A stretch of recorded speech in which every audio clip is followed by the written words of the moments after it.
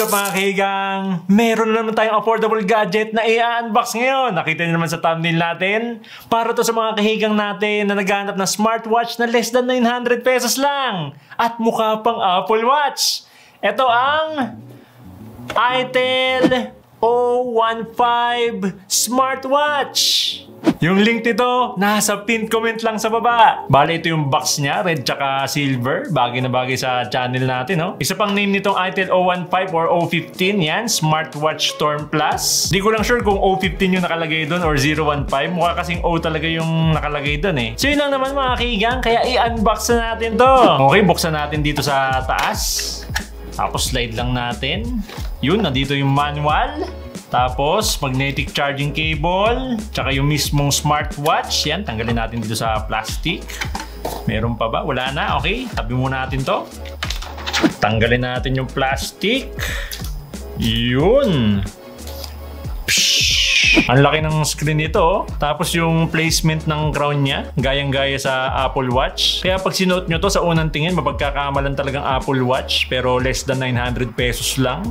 Ito na mismo yung itel O15 smartwatch. Bali yung screen niya, yan. Pati yung body, hard plastic. Para maging affordable yung watch. Tapos yan dito sa left side, yan. Makikita natin dito yung speaker. Tapos dito naman sa right side, yan. Makikita natin yung crown niya. Tsaka yung dalawang microphone. Kasi pwede ka dito mag-Bluetooth calling. Mamaya itetestingin natin yan. Tapos dito naman sa likod yung sensors niya tsaka yung charging pin. Wala nga lang tong fast charging kaya abutin ka ng 2 hours bago ito ma-charge. Pero up to 5 to 7 days naman yung battery nito.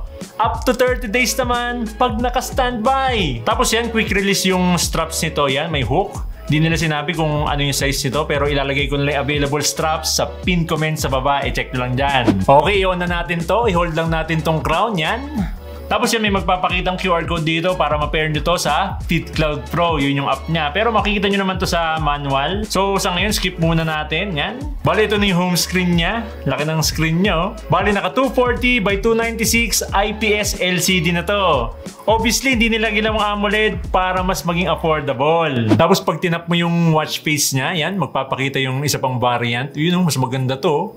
May shine, parang metal. Kung gusto mo palitan yung watch face niya, i-hold mo lang yung screen or ikot mo lang tong crown. Okay, check natin yung watch face niya. Ikot lang natin tong crown. Ito, napaka-colorful, oh. Rainbow. Ito, mechanical yung look niya. Analog.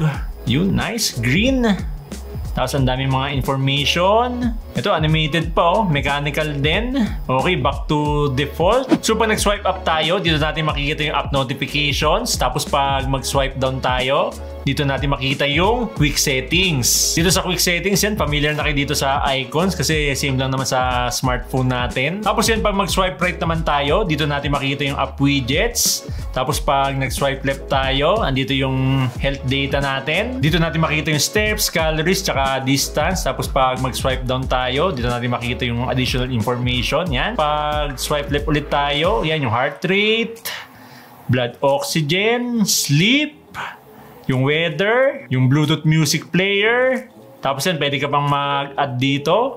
Tapos yan, pag pinanis mo naman tong crown, mapupunta tayo dito sa main menu. So check natin yung mga apps dito sa main menu. Yan, telephone, yan yung Bluetooth calling, contact person, call records, voice assistant, health data, workout records, heart rate, sleep, blood oxygen, messages, weather, music, yan yung Bluetooth music player, rep training, stopwatch, timer, alarm clock, calendar, yan may calculator. Ito yung madalas hinahanap sa mga smartwatch, calculator, find phone, camera, yan yung remote shutter, tsaka settings. Tapos check din natin yung mga workouts niya kasi meron tong 100 plus workout modes. Pero yung nakalagay dito sa smartwatch, konti lang. The rest nasa FitCloud Pro yung app niya.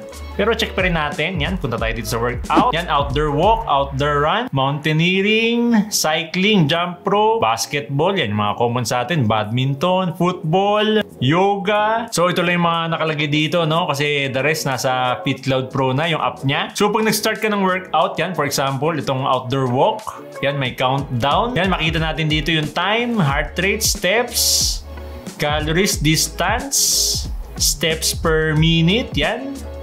So yun lang, no? Simplified siya. Tsaka wala tong built-in GPS. Obviously, sa ganitong price range, wala talaga.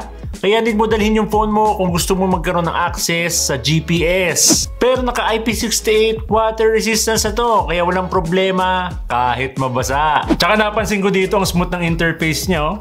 Wala silang sinabing screen refresh rate pero parang 60Hz ata to. Kita nyo, smooth to, no lag. Tapos pag nag-open or close ka ng app, may animation pattern niya. Tap ko to. You know, close natin. You know, kitang-kita oh. Nice! Para talagang Apple Watch. Kita nyo naman. Oh, bihira ka makakita ng ganitong interface sa mga watch na less than 900 pesos lang. Ang smooth to. Napaka-optimize. Kita nyo naman. Oh. Okay mga kaigang, punta naman tayo dito sa FitCloud Pro app. Available to sa iOS at Android. So para ma-pair itong smartwatch natin, make sure naka-on yung Bluetooth nyo tsaka location. Dito sa FitCloud Pro app, yan, tap nyo lang tong device. Tapos bind device. Yan, nakikita na yung itel O15 Connect. Connecting. Yan, agree to phone binding request. Yun, binding success, nakalagay. So yun, kita nyo naman mga kaigan, napakadali lang i-pair nitong itel O15. Yan, nakalagay, connected na. So dito sa FitCloud Pro, pag pumunta ka dito sa home, yan, makikita natin dito yung mga health stats natin, sports record, calories, distance, yung goal, heart rate, blood oxygen. Tapos dito sa device, yan, yung nakita nga natin kanina, pwede natin iset yung mga notifications dito. So ito yung mga app na pwede mag-notify sa smartwatch natin. Yan, Facebook, Skype, WhatsApp, Instagram. Medyo limited lang, no? Pero pwede nyo dagdagan dito sa more reminders. Yan, yung mga iba pang apps na pwede dito. Pero limited pa rin. Pero lahat naman ng mga major messaging apps, yan, nandito na. Yan, pili na lang kayo. Tapos yan, dito sa alarms, pwede kayo mag-set dito para itatap nyo lang dito sa watch. Yan. Tapos yan, yung activity reminder, drink reminder. Dito naman yung dial library kung gusto nyo mag-download ng additional watch face. So yan, pwede din kayo mag-customize ng watch face dito. Yan, lagay nyo yung picture nyo. O kaya mag-download kayo dito. This time, mag-download tayo. Pili tayo ng watch face. Ito, bagay na bagay dito kasi ang laki na screen niya. Tapos kinito na lahat ng mga information. Oh, nice! Tapos yan dito sa sports push, ito yung mga workouts kasi limited lang yung sa watch. Dito nakalist yung mga workouts yan, katulad ng mga swimming, badminton, football, table tennis, yan, pili lang kayo. Tapos mga iba't ibang category dito sa left. Tapos yan, makikita natin dito, weather reports, race to wake, automatic health monitor, find watch, wrist preference, kung naka left hand or nasa right hand yung watch mo. Yung hour style, pwede mong baguhin 24 hours or 12 hours. Tapos yan, nandito din yung frequent contacts. Pwede nyong ilagay yung mga contacts nyo dito para itatap nyo lang sa smartwatch nyo. Yan.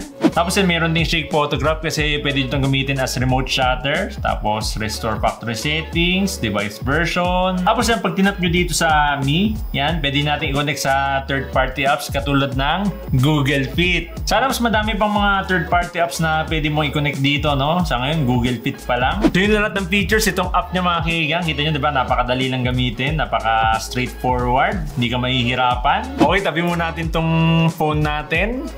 Try na natin isuot tong itel O15. Oh, pasok lang natin dito. Parang Apple Watch, oh. Kita nyo naman. Oh, yung placement ng crown niya kasi, oh, dito, parang Apple Watch sa unang tingin. Oh, kita nyo naman, oh. Since suot na natin tong watch, check na rin natin yung sensors niya, no? Check natin yung heart rate natin dito. Punta tayo sa heart rate. Yan. May animation pa talaga, eh, no? Okay, yan. Measuring. Hintay lang natin. Pati yung animation niya, smooth, to. Hindi siya jaggy or naglalag. So yun, pagtapos na siya mag-measure, magbabibrate siya. So nakalagay dito, 69 beats per minute. Okay, punta naman tayo dito sa blood oxygen. Okay, measuring. Yun, gaya ng heart rate, no? Magbabibrate din siya pag tapos na. So, nakalagay dito, 98%. Okay, nice. Okay, try naman natin pag hindi natin suot. Tingnan natin kung magme-measure pa, no? Okay, yan. Lapag lang natin dito sa table. Tapos, punta tayo sa heart rate. Okay, ulitin natin. Yan, measuring. Tingnan nga natin. Ayun, nakalagay, please wear watch properly. Okay, tingnan naman natin yung blood oxygen. Tingnan natin kung magme-measure siya. Yun, measuring din, nakalagay. Tingnan nga natin kung may result. Yun, wala. Nakalagay din, please wear watch properly. So legit yung sensors niya, no? Talaga nagme-measure siya. Karamihan kasi ng mga ganitong smartwatch na less than 900 pesos lang, random yung mga results na pinapakita. Nagme-measure kahit hindi mo suot. Pero dito sa ITEL 015, no? Legit yung sensors niya, nagme-measure. Okay, ngayon mga kaigang, tawagan naman natin yung phone natin kasi meron tong Bluetooth calling. Okay, kunin natin tong phone natin. Tapos dito sa watch, punta tayo dito sa telephone. Dial natin tong phone natin, no? Okay yan, pag-ringin natin. Yun, no? Nagre-ring na yung phone natin dito. Okay, sagutin nga natin. Check natin yung mic quality nito. Mic check, mic check. ITEL 015, mic check, mic check. 1, 2, 3, mic check. 1, 2, 3. My heart rate, blood oxygen, sleep tracker, at 100 plus workout modes. Naka IP68 water resistance na rin to at up to 30 days ang battery. Kumpleto sa essential features at mukha pang Apple Watch for less than 900 pesos lang. Yung link nito, nasa pin comment lang sa baba. I-check nyo lang dyan. Kaya kayo mga kaigang, anong masasabi nyo dito sa ITEL 015 smartwatch? Comment down below!